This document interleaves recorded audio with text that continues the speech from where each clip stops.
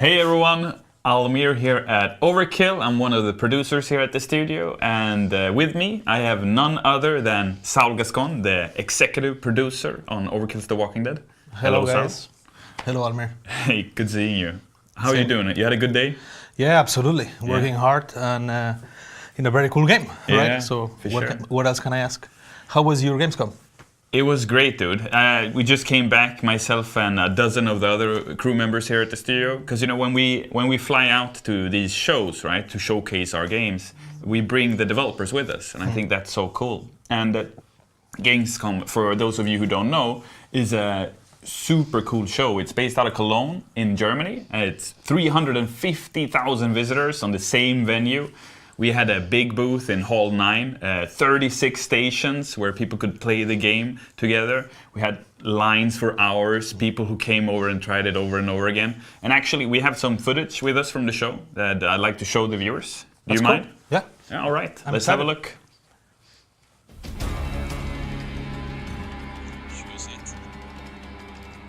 It's easy to learn, but I saw like a crafting system, so there's like a ton of stuff that you have to learn even more to enjoy the game fully, so I'm into it.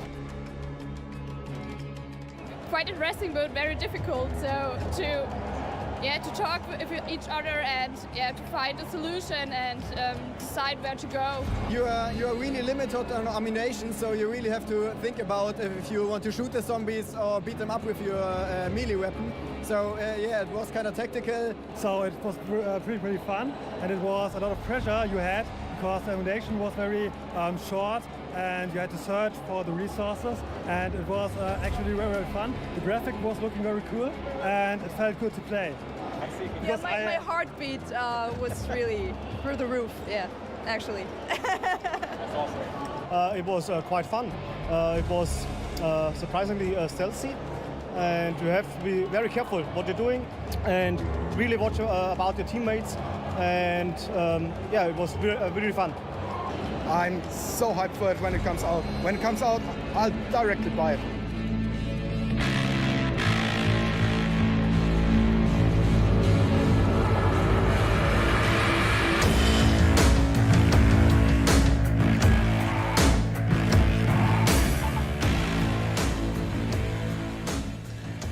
All right, that was it. That was Gamescom. Pretty cool, right? It's very cool, like seeing people reacting like that. It was crazy. It was 12-hour shift, 12-hour days, for the entire crew on site. There were so many people lining up to play the game, and like you saw in the clip, they had fun. They had to work together, and it was challenging, in all the right ways, which is exactly what we're trying to aim for with the game, right? Yeah, exactly. And for us, it's very exciting. Like we were just talking about it before, right? Like like when we came back to Stockholm with the rest of the crew who were at Gamescom, we usually do it like you said, like we sit down together, everyone in the team, and we go, how was the show? What happened? So can you tell me, what did the crew who were at Gamescom say to the rest of the dev team back home? Yeah, I think that the biggest takeaway we got, right, is what you said. People had fun, people was excited. A lot of people died too, which was cool too, like seeing them screaming and whatnot. But we work a bit like a family here at Cerberus, right? So that crew that was there at Gamescom explained to the rest, like, this is our experience, right? Yeah. And the biggest takeaway is that how people reacted to what we've created, right? And this is something that really motivates us, like, as developers, to go like, oh my God, because we have fun when we play, right? Yeah. But when you see others having fun is when you really go like, okay, we have something really good here. Yeah. Right? And we took a lot of notes from all the feedback. Yeah, because the cool thing is that at the show we have different types of developers, right? You have everything from QA to artists, animators, programmers, being on the show floor, watching people play the game, taking notes themselves, getting good arguments to go back home to the team and go, I told you so, this is why we had to change that thing, which is great. That is very cool. Yeah. Yeah, and I think that also there was this anecdota, right? That some guy did it like 12 times. I don't know how many times, right? Yeah, almost a dozen times they came back and wanted to play again, which With was crazy. 5-hour waits. Yeah, which is pretty nuts. Yeah, but it's great. It's for us, I think it's just so great to see people having fun with it. And every day we come one day closer to launch, so it's very exciting. And for those of you who couldn't be at Gamescom, don't worry about it, we got you covered. What we're going to do here today during this developer stream is that we're actually going to go through the underpass level, the underpass mission that you got to see at Gamescom if you were there. And none other than Saul himself will take us through it and tell us what we're seeing and help us understand more about Overkill's The Walking Dead and why it's such a cool game. All right, so should we start? Yeah, let's go. Let's show it. So what you can see here, this is West End Underpass, and the family is a rival faction that is attacking our camp, right? They want our resources, our food, right? And then they've been attacking us for a while, so right now we decided to go and retrieve the radio so we can... And this is the radio, right? This is the radio. This is the pieces that we will need to steal, right? And then to steal that radio, what we want to achieve with that is like basically hear what they're doing so we can be ready if they attack us again, right? Yeah.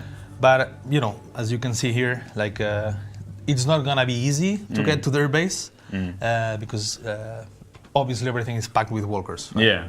Yeah, the streets are crowded with them and swarmed with them. Exactly. And then, as you can see here, like, the environments look beautiful. Yeah, I think it's so cool to see, day by day how every part of the game becomes more and more polished as we come close to launch. It's so cool. So the point of the mission then is that the group of survivors that we play as are supposed to reach that tower that you could see in the distance. Exactly. This is the let's say the camp that they build around it, right? And then we will need to sneak through. Well, you actually can choose however you want it, but in this playthrough you will see us trying to sneak through. Cool. And here we go. There we start here. All right. And right now we're seeing Aiden play, right? He has a silenced pistol. Exactly. It's important, like any noise that you generate in the game, as you can see in the top, there is what we call a hordometer. Yeah. And then any noise that you make will actually trigger this, right? And then when you reach specific amounts, like you make too much noise, basically, zombies will start being attracted to the area, right? So right now you will see that there is walkers everywhere. Yeah. But if we fuck up and then we do too much noise, this is not gonna be beautiful, right? And we saw one walker with like a super heavy armor. What was that about? Yeah, that's so as you know, the army has tried to contain the infection, right? Yeah. In Washington D.C. Yeah. There is still some cops that were just turned. In the middle. So some cops have more armor on them. You have to pop up their helmets and stuff like that. Exactly. And then pop up the helmet, and then as every walker, right? The only way to kill them is to actually hit them in the head. Brain. Yeah. Exactly. Yeah. So I think we're at our first puzzle here in the missions, because all the missions have puzzles in them, right? Yes. And many of them have co-op elements where you have to work together in order to overcome them. Can you tell me about this one? Yeah, so here the team finds a door that is blocked, that basically blocks the progression. So then there is a forklift near to it. So what the team is going to try to do is get it back up, right? Running again. So then they can lift that door. So as you can see here. Hey, I see that keychain. What is that? Is that a Teddy Move? That's Teddy Move. Oh my God. That's our homage to the Payday community. I like that. That's very cool. So the levels are actually built in a way that you can approach every situation in the style that you want. For instance, here the team decided to divide into groups. Yeah. And what's the point of that, right? Because in my mind, you should always stick together. Why would people divide themselves into units of 2 and 2 instead of being 4? So it depends a lot of how you want to play it. We've seen players that really pack together in groups of 4 to make kind of a like Praetorian War, so if they get attacked by walkers, they are always sticking together. Yeah. This group here is a bit more experienced, so the sniper took that path to take down those human enemies in a small outpost, and the others are trying to clean up the way of walkers, right? Okay. So in terms of the variety of puzzles that we have in the game, right? Like here you will see right now another one that is also blocking the way, right? Yeah. And these are challenges that you're gonna find while you're playing. They're randomized, so every time that you play, they're different. And sometimes they're gonna be simple, sometimes they're gonna be quite complex, right? And we do this to regulate difficulty and to make, basically every playthrough different. feel different. And increase increase the player experience, because Exactly. when you start the mission, you want to play it again, and if you do it and it becomes a different experience, walkers coming out of different areas and so on. That's the fun, right? That's the fun factor right there. Exactly. Like think about it. Like you play the level 40 times, right? And you can explain a story every time you play. So, whoa, what happened there? Aiden opened the door, closed it. He's barricading it. Yeah, actually, he's trying to, not a good idea, I guess. Yeah. Whoop, nope. Yeah, that's the nope door. Yeah, he didn't want to go in there. This is an important mechanic, right? Like walkers, they just come by numbers. So it's like an unstoppable force. Yeah. But you can slow them down. Yeah. Right? I think this is such an important thing, to talk about, that in this game, it's almost like you're not supposed to kill all the walkers, right? Because you don't have the ammunition, there's too many, and if you make too much noise, they will swarm you, right? Exactly. So that's why you have to use the stealth and this ebb and flow gameplay that we've been talking about in order to move forward. So is that so being able to barricade doors? I assume that's one of the. I assume I'm talking as a viewer, right? But for the viewers who haven't seen the barricading functionality yet, the purpose of that feature and others like it is to help you mitigate the walkers, right? Exactly. Like basically, you are always between two swords, right? Yeah. It's like you have humans. Yeah. On one you side. have walkers. Yeah. And they're pushing into. And they're pushing each other, right? Yeah. So what you can do is actually barricade your back, so you win a bit of time. Yeah. But you cannot be just idling around, because at some point they will destroy the door, even if you barricade it. Yeah. And then they will come in, right? Yeah. So you are always basically on your toes. There is always a danger around every corner, but you can try to slow it down, right? And for that, you can barricade doors, you can use your abilities. We give you different tools to overcome the dangers. Okay, very cool. So what do we see here? So here, as you guys can see, they're looting. The team is looting this apartment, which is a big part of the game, to loot the environment. Yeah. Why you want to loot? There is a lot of reasons for it. Your abilities, you can craft them, and we will see later how that works. But you can craft different items that you can use in the level, right? Also, cooperation is important. As you see here, Aiden has marked one enemy, and then Gran with the sniper rifle just took him down, right? Yeah. And now it seems like shit hit the fan. The family has seen us. Exactly. So when that happens, you saw those indicators on their head, right? Yeah. They have different alert levels. Yeah. The first one is they are suspicious. They're like, okay, well, I think there is something there, so they will stare in that direction for a while. And if you don't do anything suspicious, they will just then keep doing what they were doing. If they reach the next level, though, they enter investigation state. So they will approach and check what's going on, right? Like, okay, I saw something. I don't know if it's a walker or a human. I don't know what's going on here, but I'm gonna check out, right? And then obviously the last one is combat. So that's a cool takedown right there. Yeah. Our team of gameplay programmers and animators that have done a great job. Takedowns look fucking amazing. Yeah, they look really cool. And what are they doing now? This is a different path, right? In order to get to the camp. Yes. So that's a path that they decided to take downstairs, right? And as we said before, we want every run to be a bit different, right? So you have a user story to explain, and you can get here in a lot of ways, right? Depending on how you progress and what is the randomization seat chooses for you. And some of the cool stuff that I think is cool because it's in universe, right? I love features where we manage to make them a part of the Walking Dead universe. For example, weapons jamming. That's a really cool feature. Yeah. Silencers exploding. Can you tell us a bit about that? Yeah, that's actually a very important element, right? Yeah. In terms of silencers, they are the main tool that you're gonna use for your hardometer to go up. So it's important that you keep your silencers at check, right? They can get broken, so then you can unequip it if it's like, if you see that when you keep it for longer. Yeah. And then your weapons also, they jam if you don't take care of them, right? Yeah. So back at the camp, you can go and repair the weapon, right? So to make sure that the jamming doesn't happen. And this is something that important, like keep your tools together. And in the heat of the moment, when the noise meter goes to the top and there's walkers everywhere and the weapon suddenly jams, that's when you go, oh my God, what should I do? That's usually the moment in which we hear more screams. Yeah. Right? Because you're shooting, you think that you have everything under control, and so like, oh!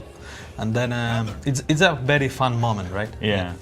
Can you tell me a bit about the different abilities that the characters have, like Grant's ability, for example? Yes, of course. So every character has its own specialities. Grant, for instance, being a marksman, right? Yeah. He was a hunter before being a survivor. Yeah, before right? the outbreak. Yeah. Before the outbreak. So what he can do is like he can mark enemies, so they take extra damage, right?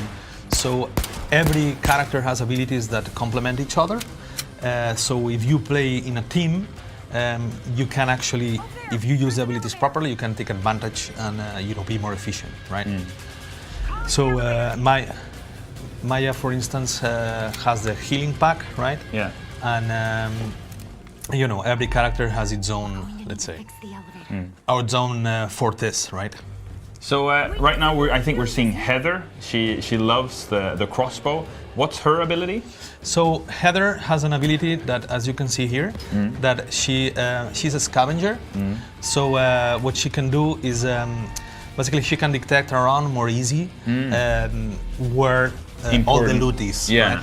Or important items for the puzzle. Yeah. So it's good to have her, like if you're trying to find, I don't know, more food or any of the resources that you can find, or you just simply, okay, where are the pieces for this puzzle, right? If you're in a hurry, essentially. If you're in a hurry. Yeah, it's or good to have Heather with you're surrounded with walkers. Yeah. Now we're taking an elevator. Yeah, we repaired the elevator, so now we're going up. What's that on the screen right now? So what you're seeing here is the crafting menu. So Aiden just decided to heal himself. By creating a bandage? Exactly. Okay. And right now he's creating a new bandage with the loot that he found. So you find loot in the levels, in the missions, and then you can craft stuff in the missions with Exactly. him. Okay. And now they're getting ready up. And his silencer is just about to break. Look at that. Yeah. One more shot maybe, and the silencer will blow up. Yeah. He decided to save it when they were fighting zombies. Yeah, because you can unequip them. Yeah, yes, that's so cool. Oh, they were broke. That's when the silencer broke. So now he has no other option if he wants to shoot with a ranged weapon, unless he has a silent shotgun. But no, it's not silent anymore. Okay, so now it's all-out action. It's all-out action, yeah. And as you guys can see, like every time that he shoots, like the hardometer goes up. Yeah, right? on the top of the screen there. Oh, and it's just about to. Oh, there we go. There you go. The noise attracts the walkers, right? Yeah. So this is a feature that really makes the game dynamic and different every time you play, right? Yeah, because it's like a dynamic difficulty. You could argue. It's like the worse you play, the harder it gets, kind of. Well, yes, we punch you in the face, and then when you're on the ground, we just finish you, right? No, but tell me. So the idea with it is that basically with this feature, the levels become super dynamic. Yeah. Because depending on with whom you're playing, the gameplay experience is completely different. Yeah. Right. And even on your own, if you want to go like, okay, I'm a lone wolf, I want to do it on my own. Because, like we're saying, this is an experienced crew playing right now. This is an experienced group of survivors. Yeah. So their hardometer is nothing in comparison to what if you and me would be playing, for example. Then it'd be all over the place, right? Probably. Yeah. Yeah, we will go full guns blazing, right? Yeah, we definitely. Yeah, I love guns blazing. So we see here Grant is trying to fend off the walkers coming from behind. Yeah, so right now as the hardometer went up, they are starting to crowd the area, right? They know there's humans here. They're barricading. That's great. And then basically right now what they want to do is like hold them back, right? But what is really fun is like this same puzzle, if you play it like with this hardometer, you're gonna be kind of okay, right? Yeah. Like, there's gonna be some walkers, you can control them. But if you really made a lot of noise, the scenario changes completely, right? Yeah. And this is how Like, it changes. like this, for example. Exactly. Holy crap, that's a ton of walkers. So this is what, yeah, when the noise meter, the wordometer is on the top, yeah. And so you're supposed to solve puzzles while at the same time fending off hundreds of walkers. Exactly. Okay. So this team has, they know the deal, right? Yeah. So they're holding them behind the door not to get surrounded, because Yeah. that's when really things get And Aiden's very hard. And this is, we were talking before about the weapon families in the game, that we have different weapon families that have different purposes. For example, with Aiden, right, his baseball bat fills a particular function in a crowded situation like this. Because you can exactly. push away, and then you can push away many instead of just one. Exactly. Can you tell me a bit about that? Yeah, we have different weapon families. For instance, Aiden's baseball bat is very good at crowd control. Actually, you can fence enemies easier, and you can use like your light and heavy attacks to control the zombies around you, right? So you have long swipes that push enemies back. Then you have other type of weapons for CQC, like the machete or the pickaxe, that are more for individual walkers. So then it's easier and faster to kill one specific walker. And it looks cooler also. I love the machete when you Machete just is cool, yeah. slash a walker's head off. It's beautiful. Yeah, the fire axe is also very cool too. Yeah. Like I really like it. It's weighty and it's a bit slow, but and it's beautiful in a gruesome way, because it sounds so weird to say it like that. But when you're when you're playing and you're doing it, it looks so cool. Exactly. So the whole idea is that every weapon has its own purpose and its own strengths and weaknesses, and then basically you need to find the weapon of your choice. Like what do you like to play with more, right? And we're also talking about the game being like a battle of attrition, meaning that you have so little resources. Like Aiden, for example, he only has 2 bullets left in his gun, 1 bullet left, and here we go. He's no ammo left. So how do we think there? Like that's part of the game design. That's part of the difficulty, the challenge, and it's also very much in tune with the universe, right? With The Walking Dead, Exactly. that you have to take care of your bullets. You have to take care of your weapons. You have to try to be stealthy. Exactly. So this is a key element, right? Like it's not, weapons are scarce, right? Like there is no, shops that you can go to and buy a new box A of mint weapons, condition right? weapon. Oh, nice. Exactly. Or 500 bullets. Thank you very much. So you need to scavenge around and find ammo, Yeah. right? And then be very cautious when you use it, right? And that's something that is really important for the gameplay, because then you have all the other tools that you can use, like abilities, CQC, that then you can actually, manage every situation in a different way, right? And then, and then when basically you're going through the level, you need to be very mindful of, okay, when is the correct timing to spend my bullets, that very precious, valuable bullets, right? Or just go full, Yeah. Yeah. I hear you. Cool. And that was the gameplay we wanted to show. And we also we hope you liked it. We hope you liked what you saw. Thank you, Sal, for taking us through the experience also. So we have an announcement to make as well. And it's regarding the closed beta, right? Exactly. So for all of you that pre-ordered the game, on the 9th of October, we have the closed beta. So we are really looking forward to see you guys play, stream the game, and we really want to see you guys make your choices, right? If you're gonna go noisy, if you're gonna go like stealthy, right? That's something that I hope that you guys enjoy. Yeah, well, absolutely. So make sure you pre-order the game on Steam if you want to participate in the closed beta, October 9. I'm looking forward to it. I know you are too. Absolutely. Cool. If you don't mind, there's a couple of questions I'd like to ask you. So, we've done an AMA on our subreddit, on our community subreddit, and I think it covers a lot of questions, but these particular ones keep on popping up, and I'd just like to ask you quickly if you don't mind. Let's do it. All right, cool. So, can I play solo? Yeah, absolutely. The difficulty scales depending on how many players are actually in the match, right? So if you decide to go like private and just play alone, you will have enemies with a bit of lower health. You will have less walkers spawning, right? So the difficulty is just scales with how many players are there, what's the level of those players. So there will always be lone wolves who will try to do it themselves, exactly. right? When we usually say that you're alone or you're alive, but it's a great achievement for anyone, to do it yourself. Cool. So. Is there a story mode in the game, or? Yeah, absolutely. The main story it basically explains your struggle with the family, right? Which is the rival faction, and then basically what you need to do there is like you need to do a couple of missions to resolve this conflict, right? In your favor, obviously, and. Hopefully. Yeah, it would be cool the other way around, right? But let's do that. Yeah. So there is a story mode, and then you can follow the story through. And in the story, we follow Heather, Maya, Grant, and Aiden, right? And they're part of a camp. They're part of Anderson's group, which is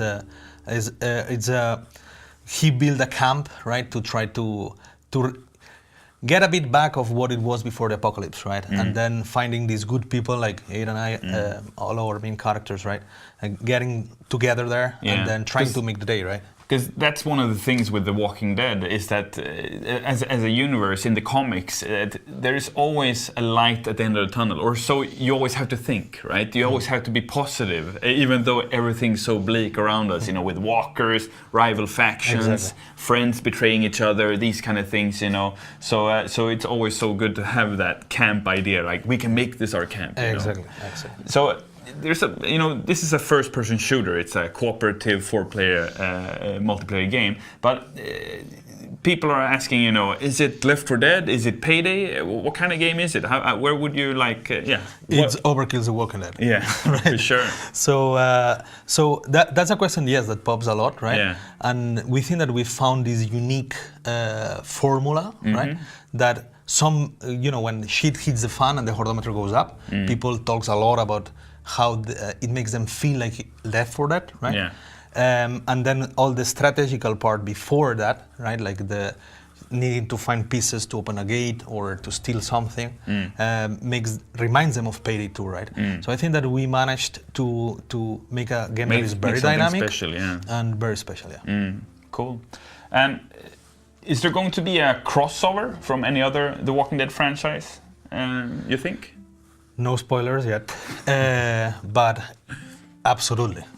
I'm not gonna say when or how, but yes, absolutely. And that goes to my following question: are there more playable characters than the 4 ones that we see? You're asking a lot of hard questions. I'm sorry. It's okay. It's okay. We go to the next one. No, it's good. We'll save that for launch. Let's say it. They deserve it, right? Yeah. Okay. So yes. Okay. Very cool. Very cool. So, what type of missions in the game or game modes will we be able to see, you think? So, at launch, we could say that we have like 2 big game modes, right? One is you going out there to either kill enemies or steal their things, right? So, you're going to be exploring, you're going to be solving puzzles around, and a defense one, right? In which your camp gets attacked. It can be by walkers or by humans, especially the family. And then you need to defend it, against them, right? And then after launch, of course, we have a plan in our live operations to add new game modes to that. Cool. We got a question here from Trashlight, who's watching from YouTube. Hello. Hey. Aren't humans the threat in The Walking Dead? The walkers are more like an annoying thing in the later part, at least. That's a very good analysis, right? Yes, the humans are the main threat. Humans are actually as smart as you are, right? And this is something that is really important for us. That's why when you face humans, you need to always remind yourself that they are as dangerous as you are to them, right? So because they have ranged weapons, melee weapons, they move differently from walkers. Exactly. Like we have for humans what we call tactical pathfinding. So what they do is that when you are fighting them, they always try to choose a path that is out of your vision, scope, your vision, and then they always try to sneak through, right? And work together. To take you down, right? And walkers are, of course, they are mindless creatures that they just want to eat you, right? So their danger is in the numbers, right? And that's where it really becomes fun. Like you're having these smart enemies in front, very dangerous, and then surrounded by mindless flesh eaters, right? Yeah. So a few more questions, if you don't mind. Absolutely. So I have one here. It's a general question. So can you turn off the outlines if you'd like? This is a question Yeah. that it was a request in our AMA. We didn't plan for it, but yes, we're gonna have this here. Okay, cool. Let's see if there's another one. Will there be an open beta? When? So it's gonna be a closed beta. Yeah. It's not gonna be an open beta. 9th of October. 9th of October. And then we're gonna go into more details As when we come get closer. to it. Exactly. Yeah. Okay. So, and someone asks, Survivor LDG asks from Twitch, how many weapons are in the game? A lot. Yeah. So there is 45 weapons and then around 200 mods. Yeah. Because you can modify the guns. Yes. So this is very important. Like we want you to really feel like this is. I mean, you're trying to survive, right? Yeah. So you need to choose how, right? Yeah. So you get your weapon, you can add a lot of mods, modify it at your will, right? And then with that, try to, progress in the story, progress in the missions, level up your characters, right? Because different weapons are good at different things. Exactly. Yeah. And also, this is a very cool thing as well, right? You can find weapons also in the levels. So you need to, basically explore a lot, right? And then if you find a weapon extracted, that it becomes part of your inventory. Oh, right. Cool. So then we really want players to feel rewarded when they're playing, right? So if you explore, you will get a lot of every playthrough that you do. Cool. All right. Cool. How long are the missions? Asks Glory Toby on Twitch. Well, there is several factors, and it depends a lot of your skill set, right? Like, for instance, ourselves, that we play the game every day, like, I don't know how many times. It takes around 30-40 minutes to complete a standard level, right? And then if it's your first time, it can take you like, I don't know, we've seen like people taking like 1 hour, 1 hour and a half. Yeah. Because they go like super slow, right? Yeah, I remember at Gamescom, there was one group that we told the crew about when we came back that they stayed late and they played for 45 minutes. Because usually we just get people to go in for 20 minutes and most people die before that. But this group in particular, they managed to survive for 45 minutes and they finished the mission. And the developers watching it, because we were there watching it, we became so happy afterwards. Because it's not easy for the first time when you try it. It is not easy, no. It might not have been their first time. They might have stood in line. I'm not sure, but it's so cool to see, people really, committing together as a team, because it's really, a co-op, in its core. You know what I mean? If you work together, it becomes a completely different experience than if you try to just go at it alone. Yeah, and you mentioned, right, like the game being difficult, right? Yeah. And this is something that we really want the game to feel like an achievement. So when you complete a level, you are not like, okay, let's move to the next, right? You are like, yes, I completed this, right? We made it, and actually we got 2 weapons out. Oh, Yeah. That's what we're really looking forward, right? The reward of accomplishment. And regarding Dirty Whiskey on Twitch asks... Nice nickname. Yeah. Will there be any cosmetics, like outfits, etc.? Yes. It's not gonna be no microtransactions. So you don't pay for them, right? You can... pink hats? No pink hats, neither, right? So you can find different skins for your characters by playing the game, and then you will unlock them, right? So if you see a cosmetic, you know that person actually achieved something, right? Did something special. And then the idea with that is that we will keep the characters always within canon, right? In the universe. So yes, no pink hats or crazy outfits, right? They will always respect the personality and style of that specific character that you got the skin for. Okay, cool. Let's see if we have any more questions. Actually, let's see here. There's a ton of questions, of course, but many of them have already been answered in our AMA on Reddit. So I'd like to advise anyone watching, please check out, our forums, both our Steam Community Hub forum, where we interact and talk about the game, and also on our subreddit, where we did the AMA. There's a ton of answers there, so if your question wasn't answered during this stream, don't worry about it. There's going to be more opportunities to talk about. Just post them on Reddit, on our community. Yeah, or tweet at us, Saul Gascon on Twitter, Almir Listo at Twitter as well. We're happy to always talk with you guys. But and when do we get to see you next time, Saul? So, in the next stream. Good question. So yes, we want to explain. We've seen a lot of questions from the community, right, about our meta loop, right, and we have a very exciting meta loop, and we want to explain it to players, right, like how. So you go out there, right? You search for things. What do you do with them after, right? You bring them to the cam, and then you build it up, and then you get.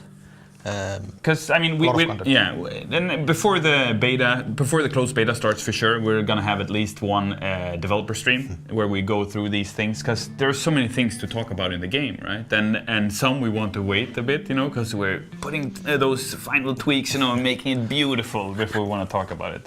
And as many of you know, The Walking Dead turns 15 years this year, so it's a big anniversary. And October is going to be an important month for fans, and we're going to have some cool events coming up. There's a ton of stuff to catch up to. We're going to make sure through our social media channels that you're up to speed on all the latest regarding that. And of course, for me, the biggest takeaway, other than seeing the underpass again, it looks so cool, is also finally the closed beta date, 9th of October. Yep. Yeah. So we're very excited. Very excited. We talked a bit about Gamescom. We showed a bit about the player experiences from on site. We showed Underpass, walked through it, and we took some questions as well. Thank you so much for watching. Thank you, Saul, for taking the time. I know how busy you are. Thank you, and thank you for watching, and see you soon. See ya.